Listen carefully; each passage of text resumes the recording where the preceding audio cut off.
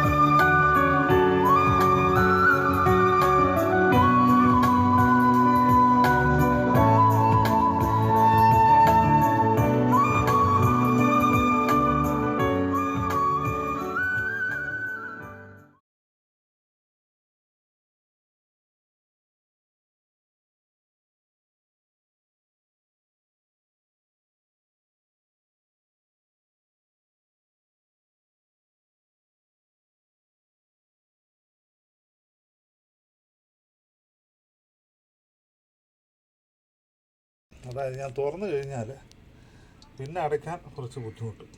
വെള്ളം നമ്മൾ ഉദ്ദേശിക്കുന്ന രീതിയിലേക്ക് നമുക്കത്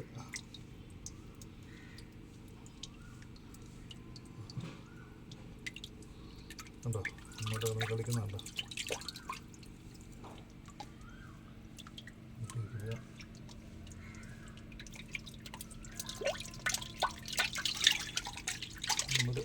വെള്ളം വയ്ക്കാൻ നമ്മൾ കൈകാര്യം.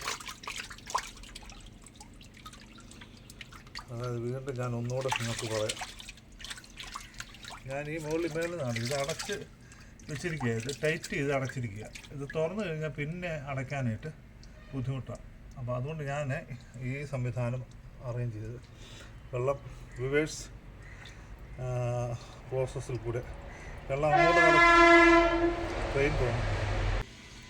കൂട്ടുകാരങ്ങനെ വെള്ളം കംപ്ലീറ്റ് നമ്മൾ കളയാൻ സാധിച്ചില്ലെങ്കിലും നമുക്ക് ഏറെക്കുറെ വെള്ളം കളയാൻ സാധിച്ചു. ഇനി പതുക്കെ ഇവനെ നമുക്ക് പിടിക്കാം. ഒന്നെണ്ണത്തിന് പിടിക്കേണ്ടതായിട്ടുണ്ട്. ഉണ്ടോ?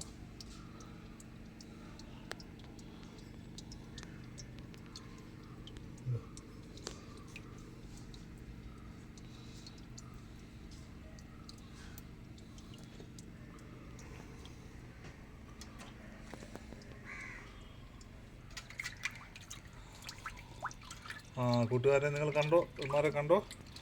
ഇത് കണ്ടോ? ഈ സൈഡിലേക്ക് അവന്മാർ നീങ്ങിക്കൊണ്ടിരിക്കുക. ഇനി വരെ സൈഡിൽ കയറി നിൽക്കുക. കണ്ടോ? രണ്ടെണ്ണന്മാർ ഇവിടെ നിൽക്കുന്നുണ്ട്. വ്യക്തമായിട്ട് നിങ്ങൾ കാണാമെന്ന് ഞാൻ പ്രതീക്ഷിക്കുന്നു. ഇതാണ് ഈ ചെറിയ ടാങ്കിലെ കാഴ്ചകൾ. കണ്ടോ? 4 എണ്ണമുണ്ട്. 5 എണ്ണന്മാരുണ്ട്. 5 പേരുണ്ട്. 5 പേര്. കണ്ടോ? സൈഡിൽ ഒരാളുണ്ട്.